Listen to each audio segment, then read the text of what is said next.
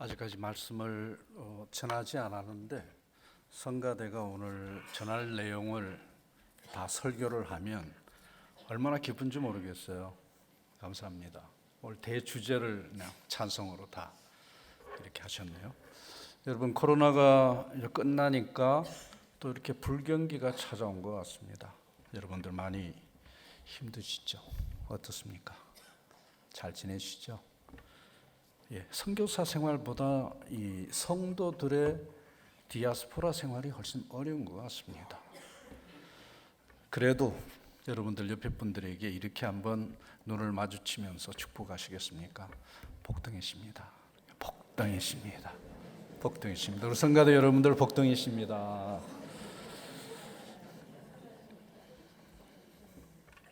오늘 우리가 읽은 이 성경 본문 말씀은 우리는 하나님 마음에 합한 사람인가 하는 이 질문을 각자에게 던집니다. 다윗 왕은 그런 사람 맞는데 우리는 어떨지.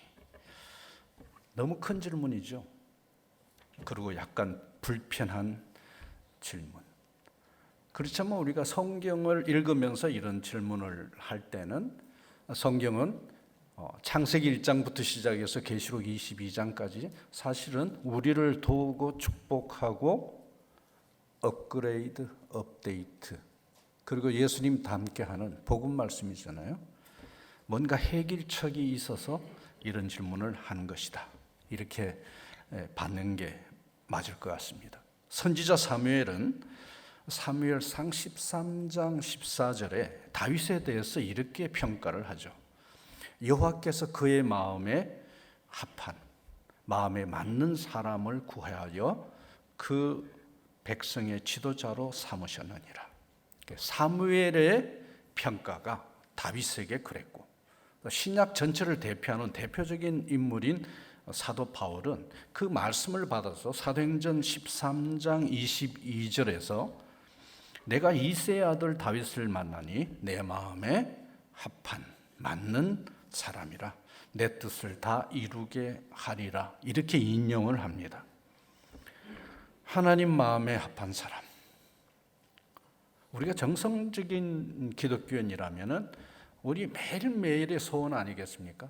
그리고 평생의 목표 아니겠습니까? 그럼에도 불구하고 우리를 좌절시키는 그런 이슈이기도 하죠. 근데 우리가 그렇게 좌절하고 포기하지 말라고 주님께서 주신 말씀이 바로 연달아 있습니다. 사도행전 13장 23절. 하나님이 약속하신 대로 이 다윗의 후손에서 이스라엘을 위하여 구주를 세우셨으니 곧 성경 많이 읽으시네요. 곧 예수라. 예수님이야말로 하나님의 마음에 합한 자이시고 하나님의 뜻을 이루시고 하나님의 왕국을 세우셨다. 우리가 다윗 왕국이 아니고 예수 왕국에 속해 있는 이상 하나님 마음에 합한 자가 될 가능성이 항상 열려 있다. 할렐루야죠. 다윗에게는 몹시 어려운 과제였지만 예수 안에 있는 사람에게는 이것이 다윗처럼 어렵지 않고 어느 분이 이루어 놓으신 것을 가지기만 하면 된다 하는 것입니다. 어렵지만 결코 불가능하지 않다. Quite difficult and yet never ever impossible. 우리 중에 할렐루야 하는 사람들이 별로 없네요. 혹시 화나신 거 아니죠? 남 목사님 대신에 제가 이렇게 선교사가 선 게, 제가 남 목사님 대신에 선 것은 남 목사님보다 제가 한두 살 더 많기 때문에 선 것 외에는 다른 그런 이유가 없습니다. 마음에 합한 사람의, 하나님의 마음에 합한 사람의 대부분의 영어 번역은 A man after his own heart. 하나님의 마음을 따르는 자. 그렇죠? 하나님의 마음이 있는 곳에 그의 중심이 있는 자이고, 사역적으로는 하나님의 속내를 알아서 그분의 소원을 이루어 드리는 자. 하나님의 통치, 신정 통치 개념으로는 하나님과 상통하면서 목표가 같은 자일 겁니다. 그런데 그런 설명들이 다 추상적이지 않습니까? 무슨 뜻인지는 알겠는데 내가 그럼 뭘 어떻게 해야 그런 사람이 되는지에 대해서는 아무런 계측할 기준이 없습니다. 그래서 오림무중 상태가 되는 거죠. 이렇게 성경을 쭉 읽어보면 이런 중에 전도서 7장 14절 말씀이 아주 소중한 그런 힌트를 주죠. 하나님의 인생 경영이라는 관점에서 마음이 합한 자에 대한 한 가지 평가 기준을 정확하게 제시하기 때문에 그렇습니다. 하나님의 마음에 합한 자는 여러 조건들을 채워야 되는데 그 중에 한 가지를 정확하게 제시를 합니다. 형통한 날에는 기뻐하고 곤고한 날에는 뒤돌아보라, 성찰해라. 이 두 가지를 하나님께서 병행하게 하사 사람이 그의 장래일을 능히 헤아리지 못하게 하셨느니라. 그러니까 전도서 전체가 요약하는 하나님 마음에 합한 자라는 것은 삶과 일에서 형통과 곤고의 두 테스트를 받으면서 일편단심 하나님의 목표, 하나님을 경외하면서 그 목표를 이루는 자라는 뜻이죠. 이런 정의가 길듯이 구약시대에 살았던 사람들은 이런 것을 이루기가 불가능했을 것입니다. 이런 맥락에서 하나님 마음에 합한 자의 그 구약의 미완성 교훈, 최고 득점자는 다윗이었죠. 완벽하진 않았습니다. 그러나 다윗은 그의 도덕적인 행위가 완벽하지 않았지만 구약 시대 때 하나님의 심장을 오간, 하나님을 가장 잘 아는 사람이라는 점에서 하나님의 마음에 합한 자였죠. 신약의 완성 모델은 예수님이죠. 그분은 하나님 마음 그 자체였죠. 죄송합니다. 다윗은 하나님께 영광을 돌리다가 가장 형통할 때 살인죄, 간음죄 그렇게 범하죠. 예수님은 형통할 때나 십자가의 고난을 받을 때나 시종일관 하나님 영광에만 관심이 있으세요. 다윗의 일생을 한번 살펴볼까요? 그가 형통한 때는 골리앗을 제압한 후에 왕으로서 기름 부으심을 받을 때, 그리고 하나님께 성전 건축을 개진했지만 거절당한 후 그의 마음을 알아주신 하나님께서 전승, 백전백승을 주실 때, 그의 공고할 때는 우리가 잘 아는 대로 바세바 사건, 압살롬 사건, 인구조사 사건. 근데 놀랍게도 이 다윗 형통할 때나 공고할 때나 변함없이 시종일관 하나님 경외를 보여주고 있습니다. 어떻게 저런 상태에서 하나님을 경외하고 하나님을 끝까지, 아니 어려울수록 하나님 품속으로 계속 파고드는 저런 삶을 살 수 있을까? 여러분, 하나님 경외라고 하는 것은 하나님을 그냥 무서워서 떤다는 뜻 아니죠. 영어는 굉장히 단순해요. The fear of the Lord is the beginning of the knowledge. 하나님을 무서워하는 것, 그런 뜻 아니죠.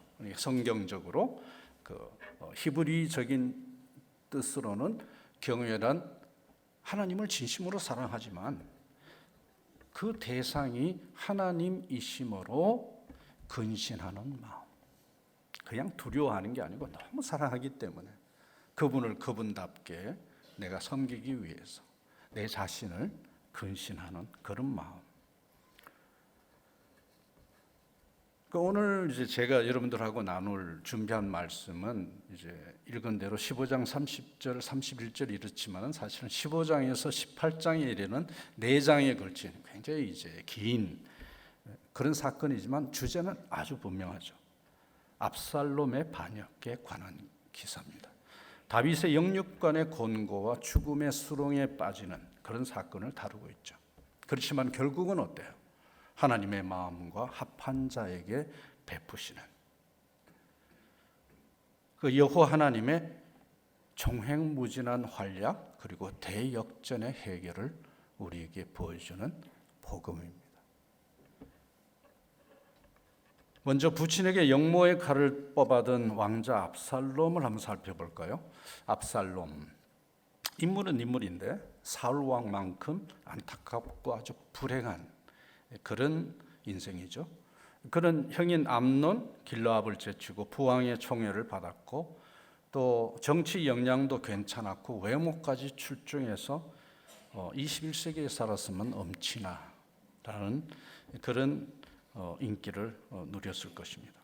그런데 그 사무엘하 15장 6절은 이 사람에 대해서 굉장히 날카로운 의혹 짙은 그런 시선을 보냅니다. 압살롬이 이스라엘 사람의 마음을 도적질하니라 이렇게 증언합니다. 절세 위인의 도적질이라. 뭐가 안 맞죠?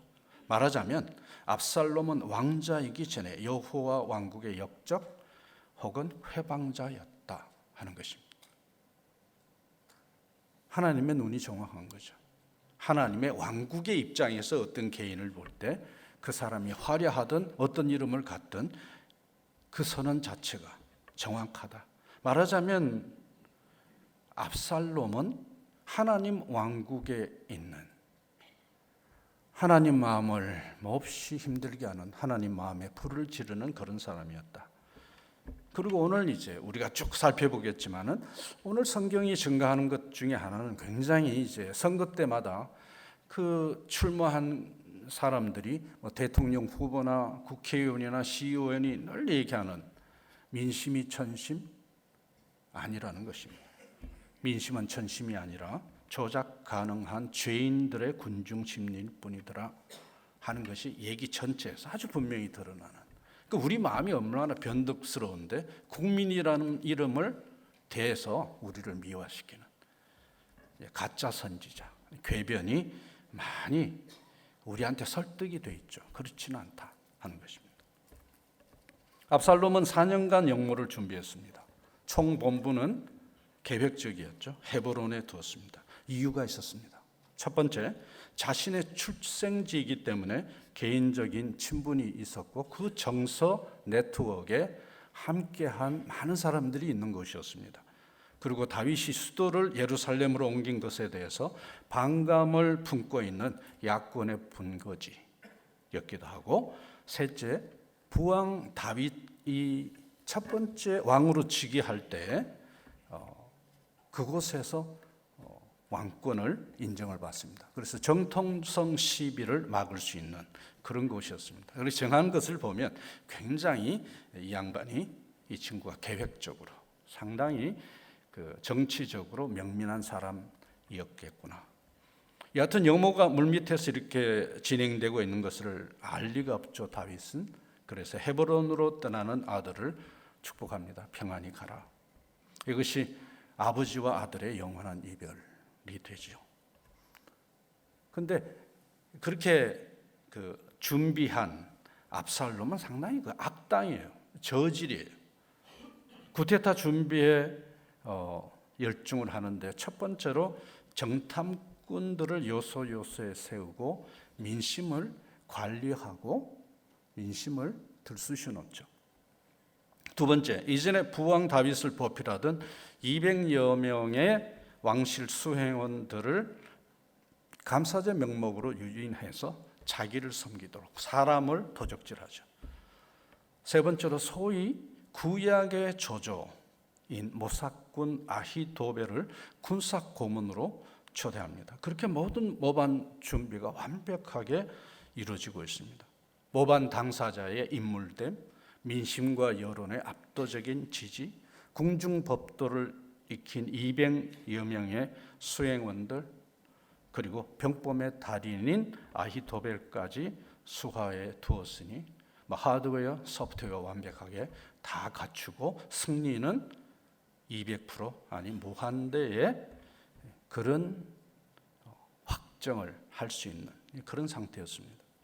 그런데 여러분, 그 당시 아히도벨의 모략의 수준은 하나님 수준이었어요. 제갈공명의 류가 아니었습니다. 16장 23절을 보면 그의 모략은 하나님께 물어받은 말씀과 일반인이라. 하나님 수준이었다. 지금 지혜롭게 얘기하는 모든 것이 하나님께 들어받은 말씀이니까 전하는 그것이 하나님 수준이죠. 그렇지만 다윗은 썰물처럼 빠지는 민심을 감지하지 못하죠. 반역하는 일이 크감에 압살롬에게 돌아오는 백성이 많아지니라. 15장 12절이 그 상황을 아주 걱정하면서 쓰고 있죠. 그로부터 얼마 후에 다윗은 압살롬의 반란 소식을 듣습니다. 왕자의 난이 일어났다. 그렇지만 다윗은 항전 한 번 없이 서둘러서 그냥 도피길에 오르죠. 젊은 시절 골리앗을 단 한 번의 물맷돌로 제압한 영웅, 천하가 다 알던 그 용맹은 어디 가고 이토록 소심하고 이토록 무기력해질 수 있을까요? 다윗의 특징이죠. 다윗은 이 내란이 왕인 자신이 바세바를 범하고 남편인 우리아를 죽인 후에 하나님이 공의로운 황제로서 유니버설 킹으로서 친히 우리아의 원수를 갚아주는 과정인 것을 잘 알고 있어요. 하나님이 자기를 축복할 때와 자기를 몰아넣을 때를 정확하게 알고 있는 거죠. 그런 우리아 사건 때 나단이 열거한 저주에 가까운 예언을 기억하고 있습니다. 아주 살과 뼈에 새기고 있습니다. 어찌하여 네가 여호와의 말씀을 업신여기고 나에게 하나님 자신에게 악을 행하였느냐. 네가 칼로 햇사람 우리아를 죽이되 암논 자손의 칼로 죽이고 그의 철을 빼앗아 네 철을 삼은즉 칼이 네 집에서 영영이 떠나지 아니하리라. 사무엘하 12장 9절에서 12절까지. 그래서 딸 다말의 불행에도 형 암논을 죽이고 왕궁으로 돌아온 압살롬에 대해서 침묵으로 일관하죠. 그리고 압살롬이 일으킨 4년 후의 반란도 속수무책이야. 그리고 사실 이번 왕자의 난에서 다윗은 아주 지옥을 경험하죠. 왜 그럴까요? 결과에 상관없이 불행밖에 없어요. 슬픔밖에 없어요. 자신이 이기면 아들이 죽고 지면 자신의 생명도 다윗 왕국도 끝입니다. 하나님이 약속하신 다윗 왕국의 축복도 그렇게 막을 내리는 것입니다. 그렇지만 다윗은 아버지로서 아들이 죽는 그 참척의 저주만큼은 막아보려고 자기 부하인 요압 군대 장관에게 액을 하듯이 그렇게 부탁을 하죠. 압살롬을 사로잡아오되 죽이지는 말아달라. 그렇지만 상황은 압살롬을 죽음으로 내몰았고 다윗이 절규 통곡하죠. 압살롬아, 압살롬아, 내 아들아, 죽음 마땅하는 자는 네 아비지 너가 아니잖아. 압살롬아, 그렇게 땅을 치면서 통곡을 하죠. 근데 우리가 이제 이 다윗의 기사를 쭉 읽어보면 우리가 그 신앙인으로서 하나님의 왕국에 사는 사람으로서 우리를 진심으로 감탄케 하는 부분이 있죠. 그것은 하나님이 자기가 하나님의 타겟이 되는 곤고한 날에 자기를 때리시는 하나님의 품으로 계속 다가간다는 거예요. 여러분, 우리가 애를 이렇게 때릴 때 멀리 좀 적당한 거리가 있어야 때려줄 텐데 다윗 같은 경우는 품속으로 들으니까 이 몽둥이가 안 통하는 거예요. 손이나 겨우 뭐 이렇게 할 수 있는. 그거를 전략적으로 그러는 게 아니고 하나님께 잘못했지만 용서도 하나님이 하시는 거라는 뜻이죠.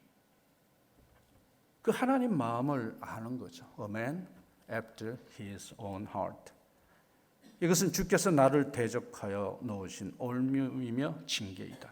따라서 군사를 모으지 않고 따라온 이때 돌려보내고 600여 명의 장수들 다 돌려보냅니다. 더더구나 제사장 사독이 기드론 시냇가를 건너서 들고 온 언약궤까지 포기합니다.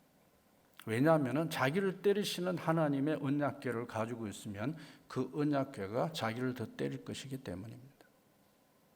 형통한 삶이 하나님께서 주신 것이라면 곤고한 타임도 하나님이 주신 것이라는 깊은 신앙을 우리에게 보여주는 거죠. 다윗이 신앙이 좋았는지 어쩐지는 모르겠습니다. 그러나 하나님의 마음을 닮은 자의 선배의 삶을 보여주는 거예요. 우리가 본받아야 되는 부분이잖아요. 언약궤의 포기는 사실상 왕권의 포기입니다. 그렇지만 다윗이 언약궤가 왕권의 정통성, 신의 임재를 상징하는 그런 선물임을 모르는 위인이 아니죠. 오벳 에돔의 집에서 법궤가 올라올 때 막춤을 추다가 아내에게 멸시를 받은 그런 다윗입니다. 그렇지만 그때는 그때고 지금은 하나님께서 나를 징계해서 코너에 몰 때이니 포기하는 때입니다. 어떻게 그게 가능할까요? 아마도 다윗은 하나님의 임재를 상징하는 언약궤보다 그 당시 그 구약 시절에 하나님 자신을 원했습니다. 언약궤의 유모가 아니라 자신을 공의의 채찍으로 치시는 살아계신 하나님과 함께 있겠다. 행동선언이죠. 다윗은 그 당시 하나님의 상징과 하나님의 자신이라는 실제를 정확하게 구분하고 있습니다. 그래서 기도하죠. 자기를 때리는 하나님을 돌아서질 않고 때리시는 하나님의 얼굴을 찾으면서 그분께 기도를 합니다. 15장 26절. 여호와여 당신께서 저를 기뻐하지 아니하신다 하시면 종이 여기 있사오니 선히 행하시는 대로 내게 행하시옵소서. 그리고 이런 예언을 하죠. 만일 내가 여호와 앞에서 은혜를 받으면 나를 도로 인도하사 내게 그 언약궤와 그 계신대를 보이시리라. 어떻게 이런 사람이 가능할까? 그리고는 감람산으로 걸어 올라갑니다. 머리를 가리우고 맨발 차림으로 하나님 앞에서 숨길 것도 가릴 것도 없는 그런 참담함의 행동 고백인 거죠. 하나님께 전심으로 올리는 참회의 표시. 그렇게 감람산으로 올라가는데 불길한 메시지가 전달이 됩니다. 전하, 아히도벨이 모반의 핵심이 되었습니다. 사실은 승패가 끝났다는 얘기와 같지 않습니까? 그렇지만 다윗은 즉시 기도 한마디 딱 합니다. 여호와여 아히도벨의 모략을 어리석게 하옵소서. 오늘 우리가 읽은 15장 31절 말씀. 어리석게라고 하는 말은 수포가 되라 헛수고가 되게 하시라. 그런 뜻입니다. 다윗은 언약궤와 아히도벨을 읽고 난 다음에 오히려 그 옛날 사자와 골리앗을 물맷돌로 다스리던, 그래서 주님께 쓰임받던 그런 목동 시절로 돌아가 있습니다. 하나님의 아이로 돌아가 있습니다. 그리고는 때리시는 하나님 품속으로 더 깊이 파고드는 이런 신앙이 뭐죠? 영양가 있는 신앙. 영양시대에 그런 얘기를 많이 합니다만 성경은 그런 신앙이 권세 있는 신앙이라고 합니다. 영접하는 자, 곧 그 이름을 믿는 자들에게는 뭐라고요? 하나님의 자녀가 되는 볼 주셨다고요? 권세가 있는 거죠. 하나님한테 내가 지금 죽도록 얻어맞지만 그 하나님이 이런 일들을 통해서 나의 권세를 찾아주고 생명을 살리고 교회를 부흥시키는 사람이 되게 하시기 위해서 이렇게 손을 대시는 거구나. 할렐루야. 그래서 주님 더 때려 주십시오. 여러분 오늘 기분이 되게 안 좋으시네요. 제가 오늘 아침부터 너무 여러분들을 몰아세우는 것 같습니다. 복을 더 주시옵소서와 거의 비슷한 뜻인데요. 주님 저는 좀 맴매를 더 맞아야 됩니다. 맴매 때려 주십시오. 여러분 그런 신앙 갖고 계신지 모르겠습니다. 그런데 이 아히도벨의 모략을 어리석게 하옵소서 기도가 이 감람산 해발 한 814m 정도 됩니다. 응답되기 시작하죠. 다윗의 오랜 친구이면서 모사꾼인 후세가 바람 부는 산 정상까지 찾아왔습니다. 그때 다윗은 하나님께서 아히도벨의 모략을 패하게 하실 비밀 병기로서 후세를 사용하실 것이라는 예감을 합니다. 그래서 적진이 된 예루살렘 성에 후세를 첩자로 투입시킵니다. 근데 여러분 좀 기분이 이상하지 않으세요? 이 거룩한 주일 예배에 삼국지 소설을 전하는 선교사가 있으니 저 선교사는 올 때마다 조금 이상하긴 하더라. 네, 맞는 말씀인데 성경 말씀으로 제가 설교 중인 거 따라주십시오. 여기까지가 왕자의 난 전반전입니다. 언약궤와 아히도벨과 예루살렘 성을 누가 소유하는가, 그 싸움에서 압살롬이 완승한 거죠.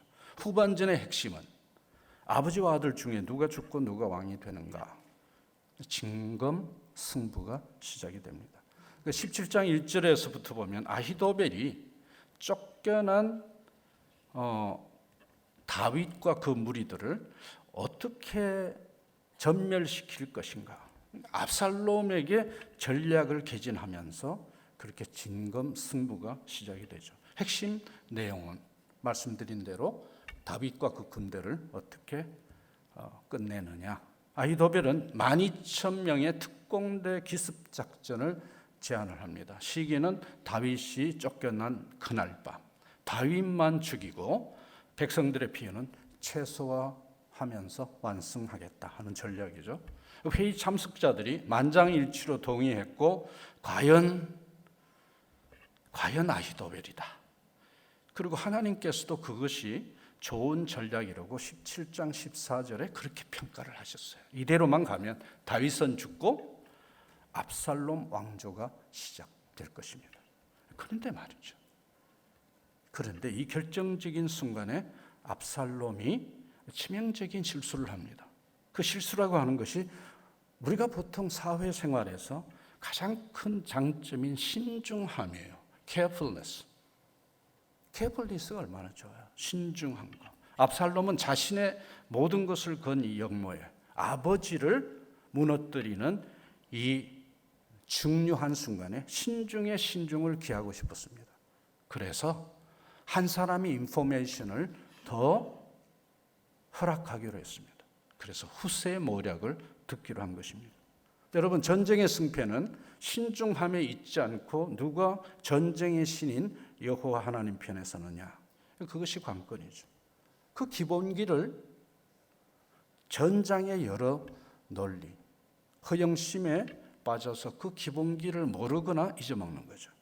아렉 사람 후세를 부르라. 우리가 저의 말도 듣자. 17장 5절. 후세가 누구입니까? 다윗의 첩자잖아요. 예수 없는 세계에서 신중이 지나치면 반드시 어떤 일이 일어나더라? 미혹에 빠지더라.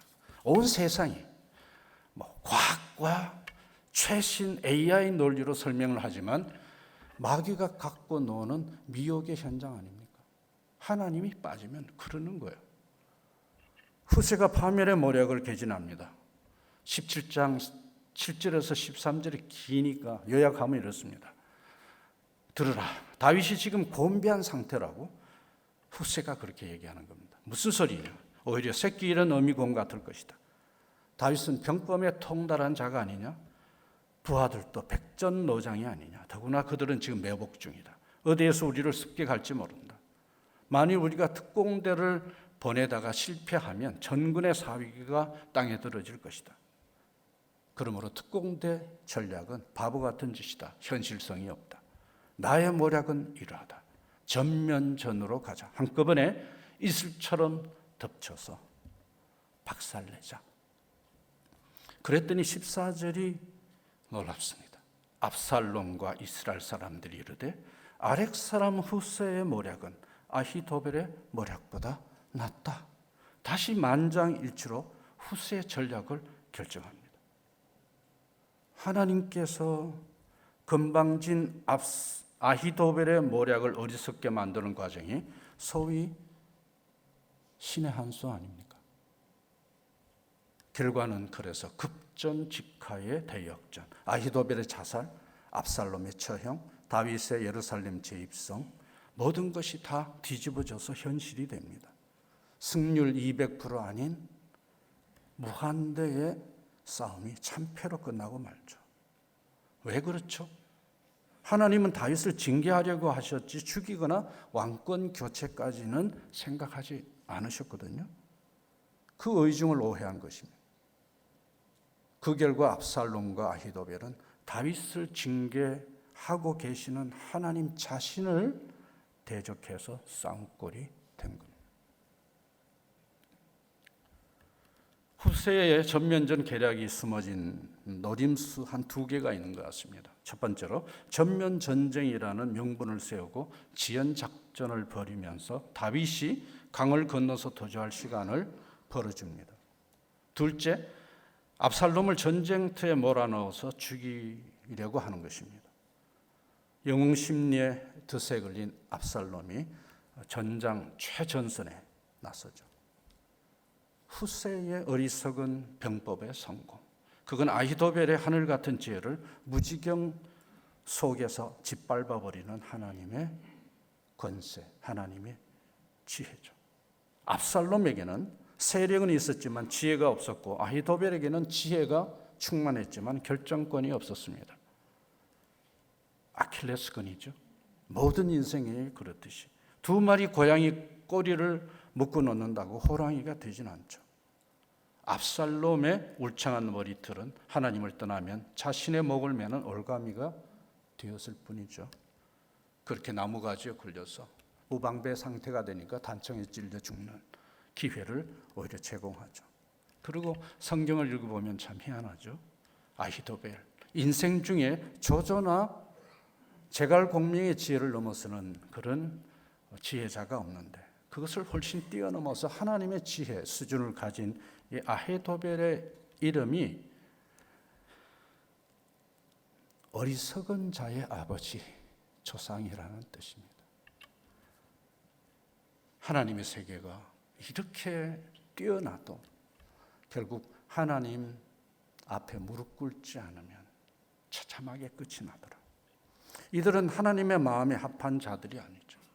하나님의 왕국에 해를 끼치고 하나님 가슴에 비수를 꽂는 그런 자들이었죠. 전도서 7장 4절 말씀, 우리가 꼭 새겨야 되죠. 지혜자의 마음은 초상집에 있다. 모든 죽음 앞에는 그 인생이 남긴 교훈 한두 가지가 하얀색 조화와 함께 놓여 있죠. 그래서 우리가 조문할 때 그냥 불쌍하다, 안녕히 가십시오, 그게 아니고 거기에 놓인 교훈을 한두 가지를 들고 와야 우리한테 도움이 되는 거죠.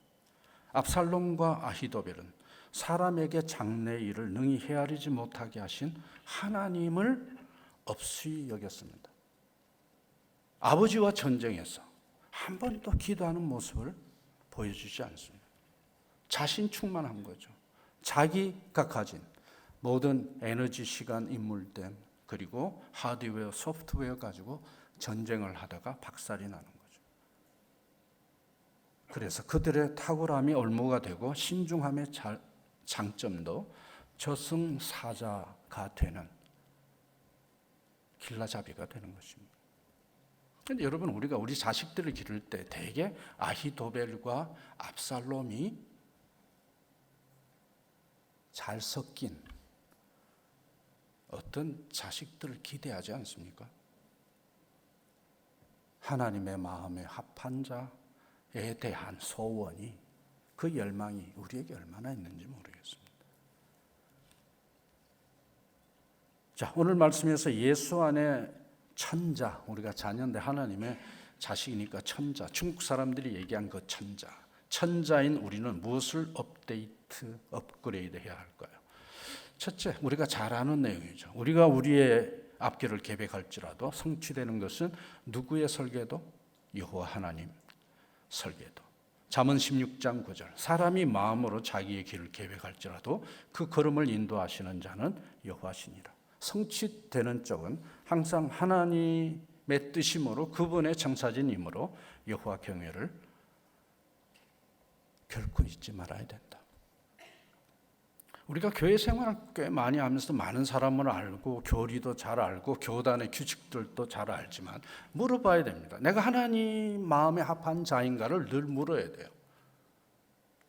우리 됨됨이가 하나님하고 되게 반대예요. 그렇기 때문에 그 무엇으로 우리를 훈련을 하고 무장하고 포장한다 할지라도 살아계신 성령님이 볼 때는 걱정거리밖에 안 되는 경우가 대부분이에요. 그렇게 살다가 죽어요.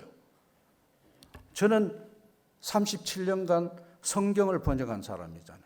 근데 성경을 번역했는데 리튼 트랜슬레이션 잘 해놓고 내 리빙 트랜슬레이션이 이 모양 이 꼴 같으면 처음부터 의혹인 거야. 난 그렇게 살고 싶지 않거든요. 그래서 한 3년 전부터 이 질문을 가지고 내가 빨리 은퇴를 할 것인가, 답이 있으면 내가 더 연장을 할 것이다. 그랬는데 저한테는 답이 있으니까 여러분들에게 이렇게 설교를 하는 것이고, 2025년까지 이제 성경 번역 선교사로서 일하다가 5년 정도를 더 연장을 해야 되겠다. 뭐 10년, 20년이 아닌 것은 제 믿음이 그 정도밖에 안 되는 거예요.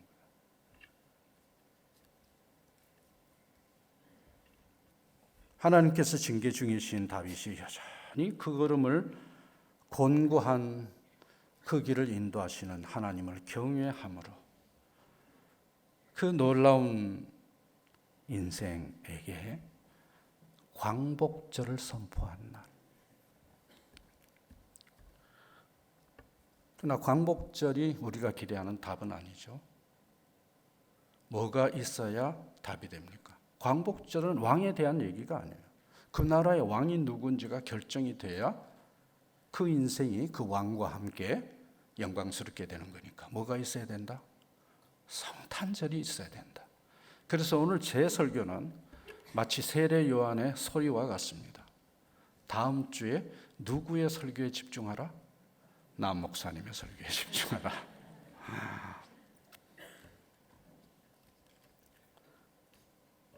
남 목사님께 이런 얘기를 했더니 이제 카톡에 이런 게 나오더라고요. 어떤 남자가 나오더니 척척 이렇게 네. 우리가 우리의 길을 계획할지라도 성취되는 것은 하나님의 뜻입니다. 두 번째, 채찍을 들면서도 승리를 주시는 하나님. 그러니까 목적이 승리가 아닌 거죠. 하나님 마음을 너무너무 잘 알아서 내하고 좀 교제가 통하게 하자. 우리 삼일체 교제 가운데 네가 들어와서 있는 것을 내가 너무너무 기뻐한다. 그런 뜻 아니겠어요? 그게 대박이고 복음이죠. 그분은 때리면서도 승리케 하시고 유별을 보내면서도 기도를 응답하시는 분이십니다. 할렐루야. 여전히 화가 나신 것 같아요. 그렇다면 예수 안에서 하나님 자녀들의 권고한 날은 무슨 뜻일까요? 우리를 죽이시거나 망가뜨릴 목적이 아니기 때문에 회복과 형통을 낳는 근한 고난이 아니고 산통 과정이에요. 예상외로 우리가 남자든 여자든 임신부라는 거예요. 우리 속에 생명이 있기 때문에, 생명이 와 있기 때문에 그 생명 가지고 딴짓을 할 수 없다는 거예요. 여러분, 임산부가 누구를 살해했다, 뭐 그런 경우 잘 있어요.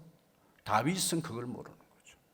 하나님을 잘 알아도 그런 부분들은 모르고 있는 거죠. 그것은 누가 와서 알려줘야 한다? 성령님이 오시면 그때 아는 것입니다. 믿습니까, 여러분?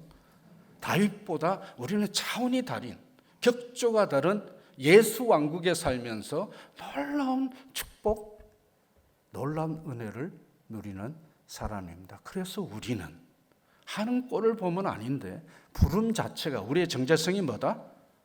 복덩이다. 할렐루야. 그러므로 곤고한 날에 돌아앉지 말고 삐치지 말고.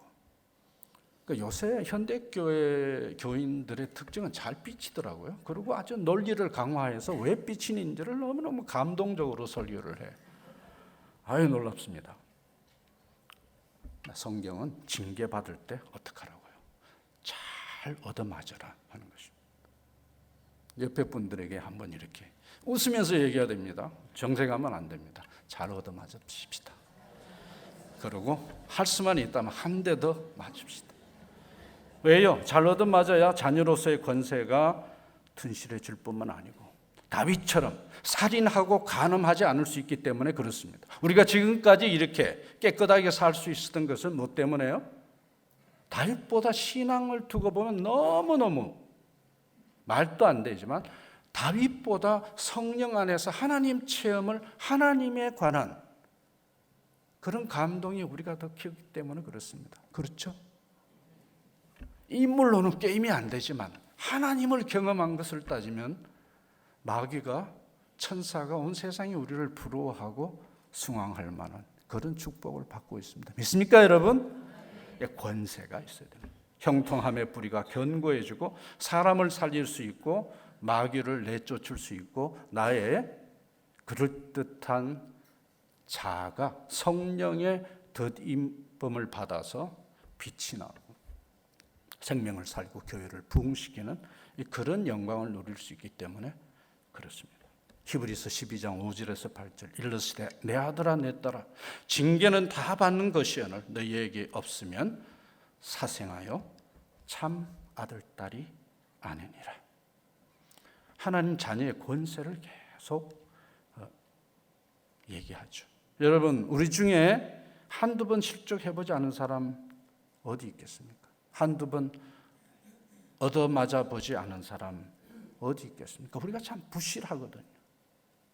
우리가 또 상당히 가룟 유다를 잘못 부분이 많으니까 들어맞아야죠. 그래야 바로 되고 그래야 사람다워지니까 더더구나 하나님의 사람이 될 수 있으니까 바른 어른이 될 수 있고 바른 부모가 될 수 있고 어머니 아버지의 마지막 가는 길을 기쁨으로 보내드릴 수 있는 아들 딸이 될 수 있는 거죠. 만민에게 복음을 증거를 할 수 있는 사람이 될 수 있는 거죠. 말씀 맺겠습니다. 구약 시대에 하나님 마음에 합한 자 뭐예요? 신약 시대 예수님을 따르면서 예수님을 닮아가는 자죠. 오늘 찬송에서 예수님을 따라가는 사람. 예수님이 완성을 하셨기 때문에 그분을 따라가면 그분을 닮게 되고 그렇게 되면 하나님 마음에 합한 자는 따라옵니다.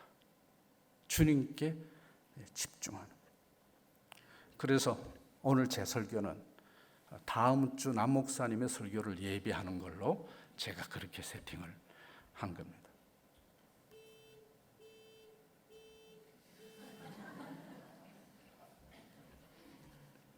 설교를 저는 이렇게 경고받는 것은 처음입니다. 예. 다윗의 은혜는 이거였잖아요. 시편 23편 여호와는 나의 목자시네 내게 부족함이 없도다. 그리고 그 23편의 그 피크는 내 잔이 넘치나이다. 그런데 그것을 주님께서는 오셔서 요한복음 7장 37절에 누구든지 목마른 자는 내게로 와서 마시라. 다윗을 네가 생각하자면 너는 목마른 자가 아니냐.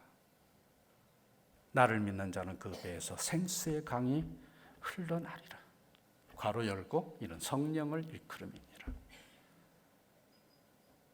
다윗과 예수님의 차이는 뭐예요? 한 잔의 축복과 한강 그런 양 그런 차이가 아니죠. 그냥 하늘과 땅의 격 차이죠. 아니 하나님과 사람의 차이죠. 우리는 다윗같이 가장 최고의 인물도 범할 수밖에 없는 성경 전체가 인류의 역사에서 가장 많이 반복되었던 섹스 앤 바이런스의 그런 악순환에서 끊어주시기 위해서 성령님을 보내주셨잖아요. 그래서 우리가 살인도 안 하고 간음도 안 하고 이 자리에 와서 주님을 경배하고 찬양하고 하나님을 아버지라 부르는 이 순간까지 와 있지 않습니까? 할렐루야죠, 여러분. 다윗에게는 하나님 보좌 우편에서 기도하는 예수님도 옆에 안 계셨고 성령님은 가끔 계셨고 우리는 성령님이 와서 우리에게 영주권을 요구하시지도 않고 그냥 영주하시고 우리가 지성소가 되는 놀라운 일을 행하셨잖아요. 마태복음 27장 51절에 보면은 그 성소의 휘장이 찢어지는데 그게 무슨 말입니까? 우리가 예수 그리스도의 이름으로 지성소로 들어갈 수 있다도 얘기하지만 고린도서는 반대 방향을 얘기해요. 휘장이 찢어진 곳에 하나님이 계시겠는가? 하나님이 나와서 어디로 가시겠다 하는 거죠. 어디로 가시는 거예요? 어디로 가셨어요?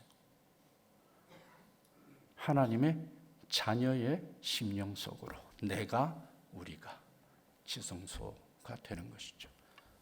성탄절은 예수님의 탄생이지만 예수님의 탄생은 우리에게 성령을 부으시기 위해서 오시는 것입니다. 그것이 다윗과 우리의 근본적인 차이죠. 저는 가끔 우리 한우리 교인들의 그 절제심에 엄청 놀랍니다. 이러면은 일어나서 누군가가 미친 짓을 좀 해야 돼요. 할렐루야 하고 막 뛰어다녀야 되는데, 와, 여러모로 놀랍습니다. 저는 여러분들의 젠틀니스, 텐더니스에 놀라고 여러분들의 균형 감각에 너무 놀랍니다. 우선순위가 중요하거든요. 그렇지만 여러분, 형통과 권고의 테스트에 꽤 실패하셨습니까? 낙담하지 마시고 또 걱정하지 마십시오. 우리를 하나님의 마음에 합한 자로 오뚜기처럼 세우실, 불사조처럼 세우실 아기 예수의 탄생이 일주일 남았습니다. 다음 주 예배를 부디 기대해 주시고 한 분도 빠지시면 안 됩니다. 진실하고 뜨겁게 주님의 초림을 환영하고 또 재림을 열망하면서 더 신나게 하나님 합한 자로 뛰어가시는 한우리 가족들 다 되시기를 예수님 이름으로 축복합니다. 잠깐 기도하겠습니다. 주님 감사합니다. 우등상도 개근상도 받지 못할 우리를 하나님의 마음에 합한 자로 부르시겠다고 마음에 확정하시고 우리에게 예수님을 보내시고 성령님을 보내주셔서 감사합니다. 주님 사랑합니다. 예수님 너무 감사합니다. 성령님 죄송하지만 우리의 고백을 받아주십시오. 사랑하고 감사합니다. 예수님 이름으로 기도합니다. 아멘.